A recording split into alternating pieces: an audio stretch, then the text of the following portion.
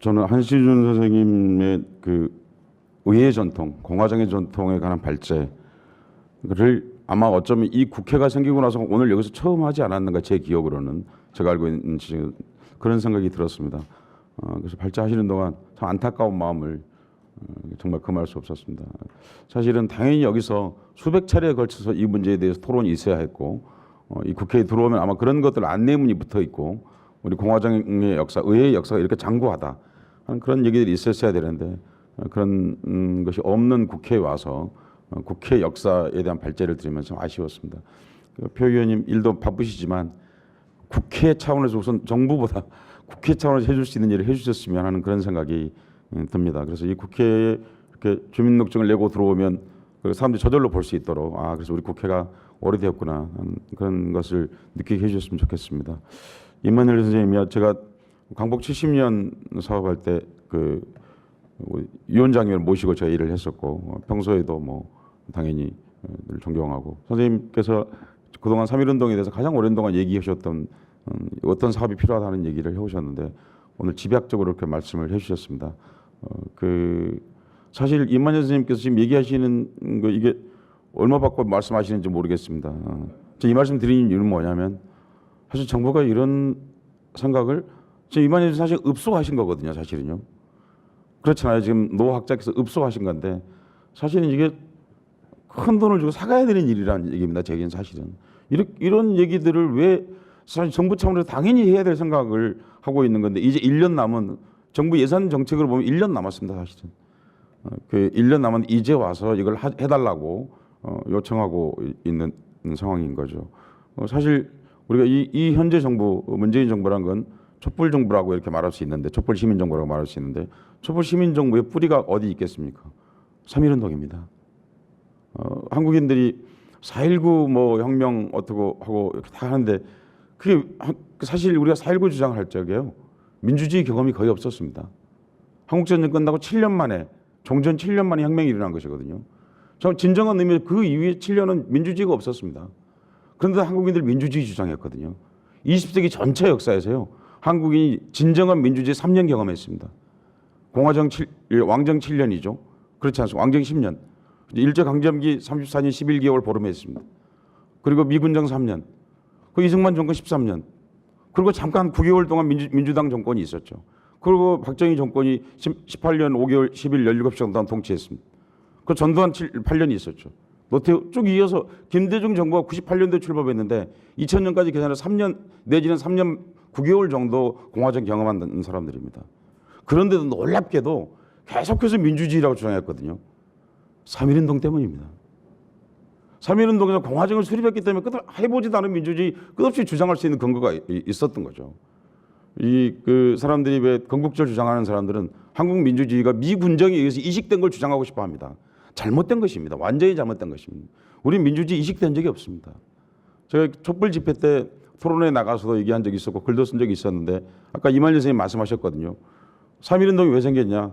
저 1894년 혹은 그 전부터 쭉 이어져 온 것들이 3.1운동에서 꽃이 핀 거다.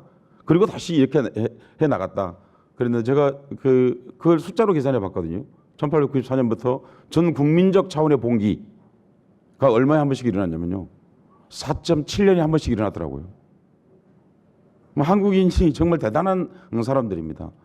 그 정점에 3.1운동이라는 게 있었던 거죠. 그러니까 항일운동의 만세투쟁으로만 보면 어쩌면 성공하지 못한 것일 수도 있습니다. 그런데 그런 단일한 사건으로 보면 그렇다는 겁니다.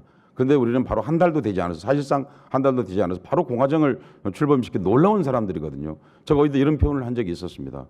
한국인들은 외세에 의해서 타살된 봉건 왕조를, 외세에 의해서 타살되었지 않습니까? 봉건 왕조를 추모하는 과정을 통해서, 추모에서 그치지 않고 그것을 추모하는 과정을 통해서 곧장 공화정을 출현시킨 세계의 유일한 종족이다.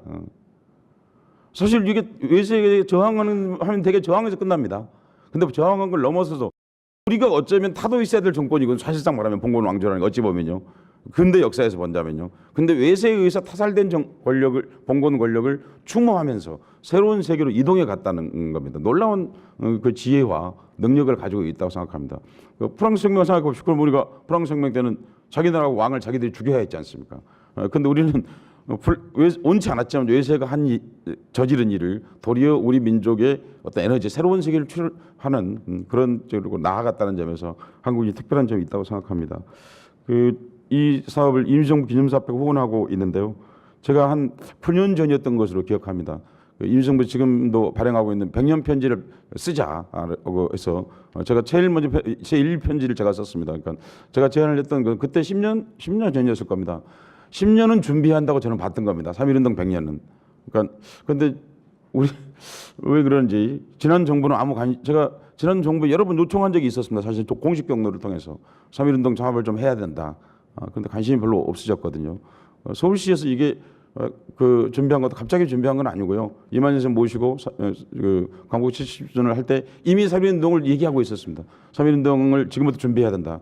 지금 우리 위원장이 이종찬 선생님이신데 그러니까 갑자기 뭐 3.1운동을 하자고 그런 게 아니고 어떻게 3.1운동을 갑자기 하자고 그러겠습니까? 그러니까 지금이라도 정말 준비를 해야 된다. 이만희 선생님께서 말씀하신 그런 구체적인 안들이 실현되었으면 좋겠다고 생각합니다. 서울시가 생각하고 있는 3.1운동은 크게 세 가지 방향입니다. 선생님들이 다 말씀하신 내용들 제가 정리한 거랑 마찬가지인데요. 하나는 시간의 건국입니다. 그러니까 왕조, 군주의 시간에서 식민지의 시간에서 공화정의 시간으로 나아간 일입니다. 그리고 두 번째는 공간의 건국입니다. 왕토 혹은 그런 식민지에서 국토를 창조한 그런 일입니다. 그리고 인간의 건국입니다. 백성에서 국민 혹은 시민을 나아간 그런 일이라고 생각합니다.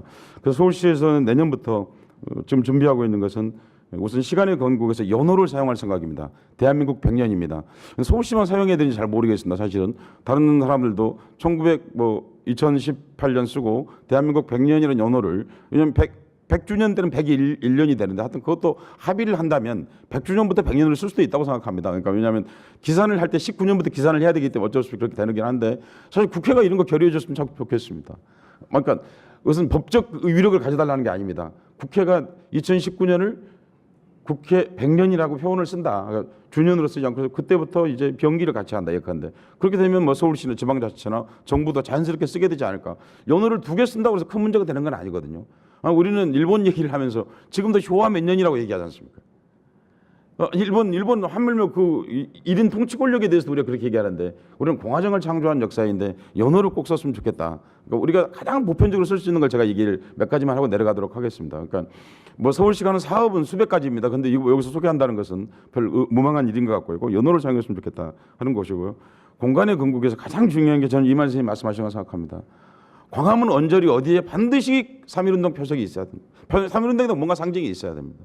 우리는 왕조 시대에서 우리 공화정으로 이동해 온 것이거든요. 거기에 대한 기록이 현재 서울 중심부에 없습니다. 그것은 장소는 저는 이만희 선생 아까 남산 얘기하셨는데 저는 반대합니다. 저는 반드시 광화문이어야 한다 생각합니다. 광화문 그래서 근정전 광화문이라는 써 있는 문 앞에 광화문이라는 이름이 너무 좋은 이름입니다. 이 문을 통과하면 빛이 된다는 거 그런 뜻이거든요. 그런 점에서 보더라도 광화문 앞에 높이를 떠나서 꼭 3.1운동에 대한 뭔가가 있어야 한다고 생각합니다. 그게 우리의 실체이고 촛불도 거기서 있었지 않습니까? 그럼 모든 것들이 가능했던 서울구도 거기서 있었고 뭐 한국의 모든 일이 다 거기서 일어난 거거든요. 그러니까 꼭 광화문이 크지 않더라도 이만희 선생님 말씀하신 것처럼 수십 리 밖에서 보이지 그렇게는 되지 않더라도 광화문에 있었으면 좋겠다. 그래서 저는 그걸 굳이 말하면 임시정부라고 이름을 붙이기보다 그냥 대한민국 100년이라고 했으면 좋겠습니다. 우리가 대한민국을 수립한 이상 임시정부란 말을 자꾸 쓸 필요는 저는 없다고 생각합니다. 그때는 우리가 국토가 참절되어 있거나 국토가 없었기 때문에 임시정부란 말을 썼지만 이미 그때는 지금은 1940 적어도 45년 이후부터는 그냥 그게 대한민국의 실체다 이렇게 저는 말하고 싶습니다. 임시정부란 딱지를 그냥 떼고 싶습니다. 그다음에 이제 인간의 건국일 텐데요. 결국은 이제 근대 주체 형성에 관한 문제입니다. 저는 그래서 그 위원회를 민관으로 만드는 것보다 훨씬 더 커야 한다고 생각합니다. 남과 북 그리고 해외 동포가 총망라된 그런 형태의 고족적인 모임이 돼야 된다고 생각합니다. 현재 그러면 우리가 한 5천만 북한 사람 그리고 해외에 살고 있는 우리가 한 700만 800만이 사시고 있다고 그러지 않습니까? 적어도 3.1운동을 100년 맞아서 대한민국 100년을 맞아서 그분 적어도 해외에 있는 분들에게는 신청만 하면 배지라도 하나씩 보내줄 수 있는 만큼의 나라는 되지 않았는가 저는 그런 생각이 듭니다. 표현이 우리 예산이 그만큼 없습니까?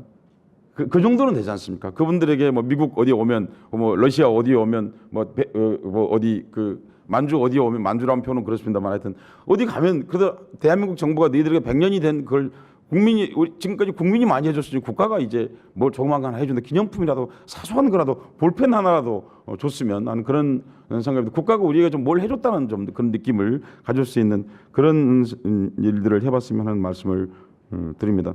그 3.1운동의 성격에 대해서는 두 분 선생님께서 너무 잘 발제를 해주셨기 때문에 뭐 거기에 대해서는 뭐 더 드릴 말씀이 없고요. 그런데 제가 한 가지만 다만 추가하면 이런 말씀 드리고 싶습니다. 대한민국의 뿌리가 되는 한반도에 있었던 그 여러 나라들이 있었는데 신라가 한 번 통일하고요. 그리고 고려가 나왔고요. 그리고 조선이 나왔습니다. 이게 무슨 말씀을 드리려고 하냐면요. 지구상에 있는 나라들 중에 우리가 알만한 나라들 중에 권력 교체가 가장 없는 나라가 한반도에 있었던 나라들입니다. 그러니까 지난 2000년 역사가 이렇게 정치 권력이 거의 교체된 적이 없었습니다.